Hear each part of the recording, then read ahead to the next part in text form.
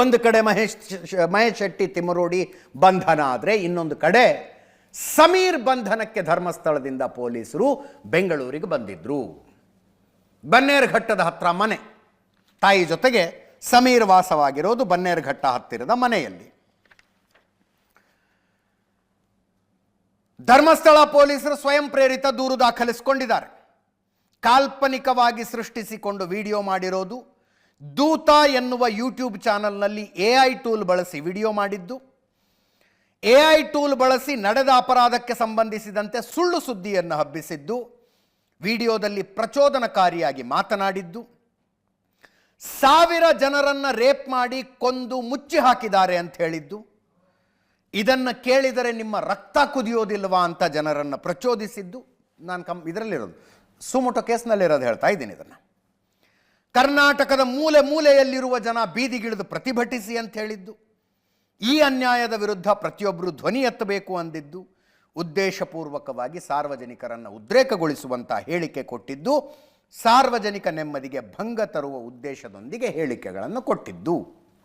ಇಷ್ಟು ಆರೋಪಗಳ ಆಧಾರದ ಮೇಲೆ ಸಮೀರ್ ವಿರುದ್ಧ ಸ್ವಯಂ ಪ್ರೇರಿತ ದೂರು ದಾಖಲಿಸಿಕೊಂಡು ಅರೆಸ್ಟ್ ಮಾಡೋಣ ಅಂತ ಧರ್ಮಸ್ಥಳ ಪೊಲೀಸರು ಬೆಂಗಳೂರಿಗೆ ಬಂದರು.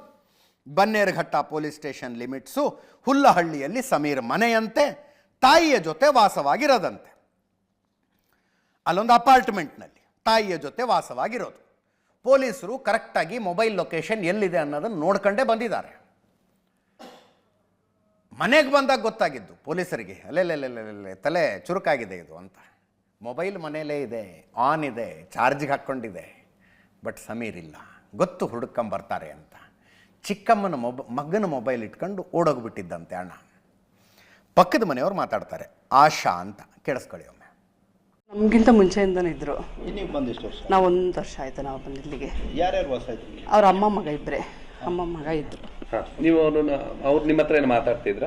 ಅವ್ರ ಅಮ್ಮ ನಾವು ಸ್ವಲ್ಪ ಮಾತಾಡ್ಕೊಂಡು ಕ್ಲೋಸ್ ಆಗಿದ್ವಿ. ಏನ್ ಅವ್ರ ತಾಯಿ ಹೆಸರು? ಅವರು ಅಫ್ರೋಜಾ. ಹುಡುಗನ್ ನೀವು ನೋಡ್ಲೇ ಇಲ್ಲ? ಅದೇ ನೋಡಿದೀವಿ, ಇಲ್ಲ ಅಂತಲ್ಲ.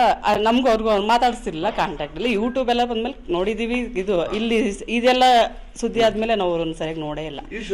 ಯಾವಾಗ ನೋಡಿದ್ರಮ್ಮ? ಇತ್ತೀಚೆಗೆ ಸುಮಾರು ದಿವಸ ಆಯ್ತು ಬಂದಿಲ್ಲ. ಅವರು ಅಲ್ಲೇ ಎಲ್ಲ ಇದ್ರು ಅನ್ಸುತ್ತೆ, ಇಲ್ಲಿ ನೋಡಿಲ್ಲ ಅವ್ರನ್ನ. ಅವ್ರ ಅಮ್ಮನೂ ಊರಿಗೆ ಹೋಗಿದ್ರು, ಅವರು ಬಳ್ಳಾರಿ ಕಡೆ ಅವರು ಇರ್ಲಿಲ್ಲ. 15-20 ದಿನ ಹಿಂದೆ ನೋಡಿದ್ವಿ. ಇನ್ನೂ ಜಾಸ್ತಿ ಆಯ್ತು ಸರ್, 1 ಮಂತ್ ಮೇಲೇನೆ ಆಯ್ತು ಅವ್ರು ನೋಡಿಲ್ಲ. ಇಲ್ಲ, ಅವ್ರು ಊರಿಗೆ ಹೋಗಿದ್ರು. ಅವ್ರಮ್ಮ ಬಂದಿದ್ರು, ಅವ್ರಮ್ಮ ನೋಡಿದ್ದೀವಿ. ಇವತ್ತು ಅವ್ರಮ್ಮನ ನೋಡಿದ್ರ ನೀವು? ಅವ್ರಮ್ಮ ಇದ್ರಲ್ಲ. ಯಾವ ಊರು ಅಂತ ಏನಾದ್ರು ಹೇಳಿದ್ರು ಅವರು? ಅವ್ರು ಬಳ್ಳಾರಿ ಕಡೆ ಅವರು, ಅಲ್ಲಿ ಅವರು, ನಾವು ಇಲ್ಲಿ ಅವರಲ್ಲ, ಗೊತ್ತಿಲ್ಲ. ಅಂದ್ರೆ ಅವ್ರು ಅಫ್ರೋಜ್ ಅವರು ಬಳ್ಳಾರಿ ಕಡೆ ಅವ್ರು ಅಂತ. ಇಲ್ಲಿರೋರ್ಗೆ ಯೂಟ್ಯೂಬ್ ಅಲ್ಲಿ ಅವ್ರ ವಿಡಿಯೋ ಬಿಟ್ಮೇಲೆ ನಮ್ಗೆಲ್ಲ ಸ್ವಲ್ಪ ಅವರು ಯೂಟ್ಯೂಬರು ಇವ್ರು ಇಲ್ಲಿರೋದು ಅಂತ ಗೊತ್ತಾಗಿದೆ. ಅಷ್ಟು ಯಾರ ಜೊತೆನೂ ಇಲ್ಲಿ ಇರೋ ಈ ಏರಿಯಾದಲ್ಲಿ ಇರೋರಿಗೆ ಯಾರಿಗೂ ಗೊತ್ತಿಲ್ಲ. ಅವ್ರು ನಮ್ಗಿಂತ ಮುಂಚೆಯಿಂದನೇ ಇದ್ರು.